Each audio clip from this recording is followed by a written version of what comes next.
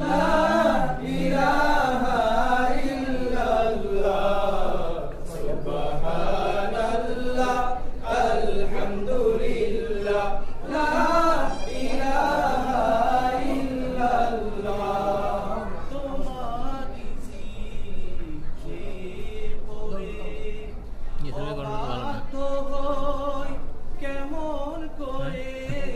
তোমারি জিকিরে পড়ে অবাক হই